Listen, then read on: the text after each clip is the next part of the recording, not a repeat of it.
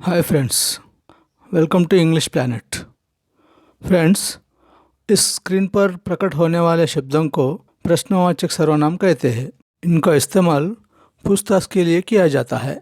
जब हम किसी से कोई प्रश्न पूछना चाहते हैं तो अधिकांश लोगों को बिल्कुल पता नहीं होता है कि अंग्रेजी में वाक्य कैसा बनाया जाता है। इन शब्दों का उपयोग कैसे करें आप देखते हैं। जब हम किसी से कोई प्रश्न पूछना चाहते हैं तो इनमें से पहला शब्द है व्हाट। व्हाट का मतलब क्या है। यदि कोई व्हाट शब्द से प्रश्न करता है तो हमें याद रखना चाहिए कि हम जो उत्तर देते हैं उसमें नाउन होना चाहिए। For example, what do you eat, इसका मतलब है आप क्या खाते हो। तभी दूसरा व्यक्ति कहता है कि मैं चावल खाता हूँ, आई ईट राइस। यहाँ राइस जो शब्द है ये नाउन होता है। और एक एग्जाम्पल देखें तो what is your name, my name is Ram. यहाँ राम जो शब्द है ये भी एक नाउन है। वैसे ही और देखें तो what do you like, I like sweets. यहाँ स्वीट्स जो है ये भी एक नाउन है। इसका अर्थ यह है कि पूरी अंग्रेजी भाषा में जब भी हमें व्हाट से कोई प्रश्न पूछते हैं तो जो उत्तर हम देते हैं वो एक नाउन होनी चाहिए, अर्थात हमें उत्तर में एक नाउन अवश्य कहनी चाहिए। व्हाट का इस्तेमाल ऐसे किया जाता है, राइट। ओके, अब दूसरा शब्द है वेयर। वेयर का मतलब कहाँ। इसका अर्थ यह हुआ कि पूरी अंग्रेजी भाषा में जब भी हमें वेयर से कोई प्रश्न पूछते हैं तो जो उत्तर हम देते हैं वो एक प्लेस मतलब जगह होनी चाहिए, अर्थात हमें उत्तर में एक प्लेस अवश्य कहनी चाहिए। For example, where do you work, इसका मतलब आप कहाँ काम करते हैं। तब सामने वाला उत्तर देता है I work in A school, मतलब मैं एक पाठशाला में काम करता हूँ। इसका मतलब यहाँ स्कूल जो शब्द है वो एक जगह है, अर्थात एक प्लेस है। और एग्जाम्पल्स देखे तो वेयर डू यू लिव, आप कहाँ रहते हो। आई लिव इन दिल्ली, मैं दिल्ली में रहता हूँ। इस वाक्य में दिल्ली जो शब्द है वो एक जगह है, मतलब एक प्लेस है। और देखे तो where do you wait, I wait at bus stop. यहाँ बस स्टॉप जो शब्द है वो भी एक प्लेस है। फ्रेंड्स, कभी भी क्वेश्चन वेयर शब्द से अगर कोई सवाल करते हैं तो हमें याद रखना चाहिए कि जवाब में प्लेस आना चाहिए, right. Okay, this is where. अब अगला शब्द है व्हेन। व्हेन का मतलब कब। पूरी अंग्रेजी भाषा में यदि कोई आपको व्हेन शब्द से प्रश्न करता है तो आपको याद रखना चाहिए कि उत्तर में टाइम कहनी चाहिए। इसका मतलब वो घड़ी का टाइम या कुदरत का टाइम भी हो सकता है। बोले तो मॉर्निंग, इवनिंग, नाइट, आफ्टरनून ये हो सकता है। या वॉच टाइमिंग्स, मतलब at 9 o'clock, at 7 o'clock, at 5 o'clock, at 6 o'clock ये भी हो सकता है। इसके अलावा वीक्स, मंथ्स, ईयर्स, यानी कि last week, last month, last year, on Sunday, on Monday, in 2005, in 2010 etcetera, ऐसे कोई भी शब्द भी जवाब में हो सकता है। इसका मतलब यह है कि अगर कोई व्हेन शब्द से सवाल करे तो इतना याद रखना चाहिए कि जवाब में टाइम आना चाहिए। For example, when do you go to office, यहाँ आंसर है I go to office at 9 o'clock। इसका मतलब यहाँ 9 o'clock जो शब्द है ये एक टाइम है। वैसे ही और देखेंगे तो when did he come to Delhi, he came to Delhi in 1990। इसका मतलब यहाँ जो 1990 जो शब्द है ये भी एक टाइम है, मतलब इसमें ईयर बताया हम, मगर इसे भी अपन टाइम बोल सकते हैं। फ्रेंड्स, व्हेन का इस्तेमाल ऐसे किया जाता है। अब अगला शब्द है वाई। वाई का मतलब क्यों।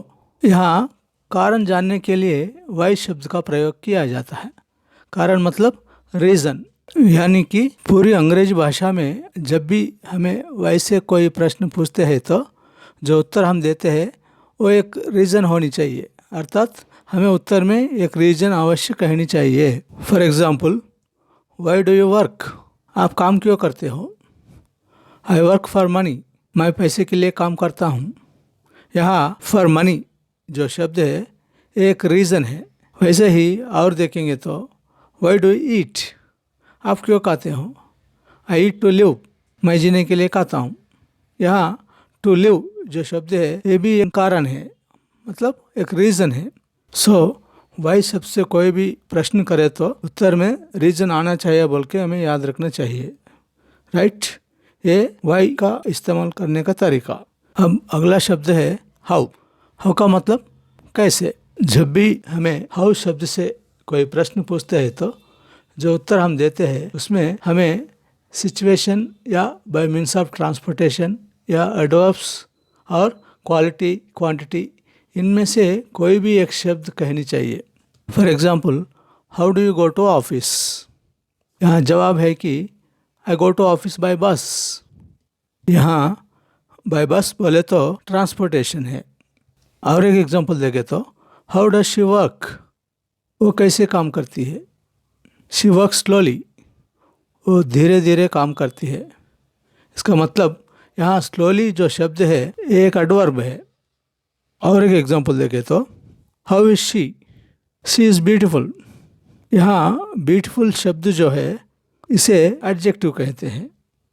इसका मतलब कभी भी हाउ से क्वेश्चन आए तो जवाब में हमें ट्रांसपोर्टेशन, एडवर्ब्स, एडजेक्टिव्स ऐसा कोई भी एक शब्द यूज़ करना चाहिए, राइट। ये है हाउ यूज़ करने का तरीका। अब अगला शब्द है हु का मतलब कौन। पूरी अंग्रेजी भाषा में जब भी हमें हु शब्द से कोई प्रश्न पूछते हैं तो जो उत्तर हम देते हैं वो नेम, रिलेशन, प्रोफेशन इन तीनों में से कोई भी एक शब्द होनी चाहिए। For example, who is he is Ram. यहाँ राम जो शब्द है एक नाउन है। वैसे और एक एग्जाम्पल देखें तो who is she is a doctor. यहाँ डॉक्टर जो शब्द है ये एक प्रोफेशन है। और नेक्स्ट और एक एग्जांपल देखें तो who is he is my brother. यहाँ ब्रदर जो शब्द है एक रिलेशन है। हु से कभी भी क्वेश्चन आए तो जवाब में नेम, रिलेशन, प्रोफेशन इन तीनों में से कोई भी एक शब्द आना चाहिए।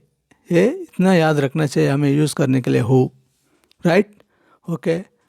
अब अगला शब्द है हुज़ का मतलब किसका। इसका मतलब अगर कोई भी नाउन यानी कि एनी पर्सन, प्लेस और थिंग वो किसका है इस जानकारी देने वाले शब्द को हुज़ कहते हैं। For example, whose car is this is Lakshman car.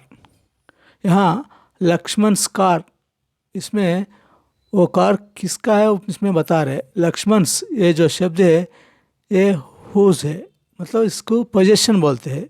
जब भी हुज़ शब्द से क्वेश्चन है तो आंसर में अपने को पोजेशन बताना चाहिए। पोजेशन के साथ साथ वो किसका है, किसके संबंधित है ये उत्तर देना चाहिए।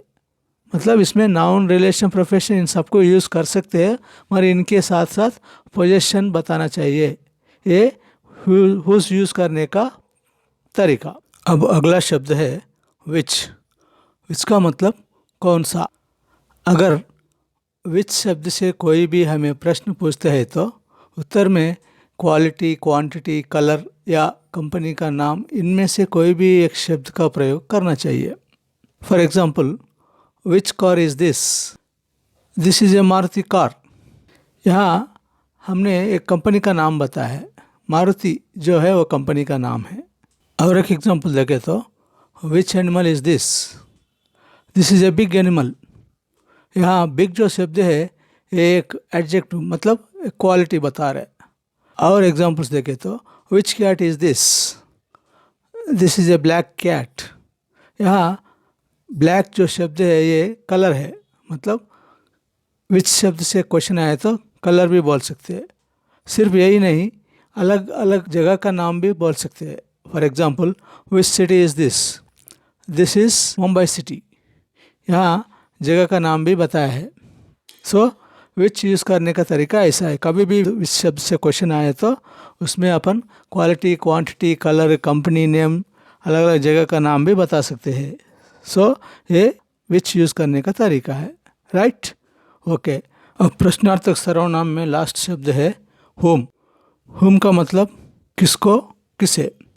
यहाँ पर भी अगर कोई whom शब्द से हमें प्रश्न करते हैं तो हमें उत्तर में ये कहना चाहिए कि किसी का नाम, रिलेशन, प्रोफेशन, इनमें से कोई भी एक शब्द का प्रयोग करना चाहिए। For example, whom do you like? I like my mother। यहाँ मदर जो शब्द है ये एक रिलेशन है। वैसे ही और देखें तो whom do you ask? I ask Ramesh. यहाँ रमेश जो है एक नेम है। वैसे ही और देखें तो whom do you believe? I believe my manager। यहाँ मैनेजर जो शब्द है एक प्रोफेशन है। मतलब whom से कभी भी क्वेश्चन आए तो आंसर में नेम, रिलेशन, प्रोफेशन, इनमें से कोई भी एक शब्द यूज़ करना चाहिए। ये whom यूज़ करने का तरीका। सो दोस्तों, इन सभी को क्या बोलते हैं? इंट्रागेटिव प्रोनाउंस, मतलब प्रश्नार्थक सर्वनाम कहते हैं। दोस्तों, एक बात और है कि जो लोग ये सोचते हैं कि अब मैं इस जन्म में अंग्रेजी नहीं बोल सकता हूँ, सो उन्हें निराश होने की ज़रूरत नहीं है। हमारे ऑनलाइन कोर्स के साथ हम आपको केवल 30 दिन में 100% गारंटी के साथ धारा प्रवाह अंग्रेजी बोलने की क्षमता प्रदान करेंगे। आपको अधीर होने की ज़रूरत नहीं है। अंग्रेजी कोई ब्रह्म विद्या नहीं है। चाहे तो कुछ भी संभव है, अन्यथा ये टीचिंग मेथड पर निर्भर करता है। हमें नहीं पता कि पढ़ाने वालों ने तुम्हें कैसे सिखाया, तो आसानी से अंग्रेजी कैसे सीखे। यदि आप पुराने तरीके से पढ़ाते हैं तो आप जल्दी से अंग्रेजी नहीं सीखेंगे। देखिए, 20 मंजिल की इमारत को सीढ़ियों से नहीं चढ़ा जा सकता है। कोई इसे पसंद भी नहीं करता, मगर लिफ्ट से जाने के लिए सब पसंद करते हैं। उसी तरह लिफ्ट सिस्टम में अंग्रेजी भी पढ़ाई जानी चाहिए। तो हमारा कोर्स भी मॉडर्न मेथड्स और सिंपल फार्मूलास के ज़रिए 100% गारंटी के साथ धारा प्रवाह अंग्रेजी बोलने की क्षमता बढ़ाने के लिए हमने अपने पाठ्यक्रम इस तरह से डिज़ाइन किया है कि अंग्रेजी की 100% गारंटी है। सो फ्रेंड्स, ऑनलाइन कोर्स में रुचि रखने वाला कोई भी व्यक्ति इस स्क्रीन के ऊपर दिखाए गए नंबर पर कॉल या मेल करे।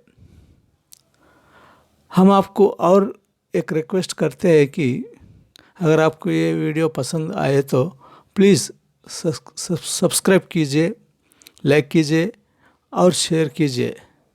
Thank you for watching the video. Good luck, have a nice day.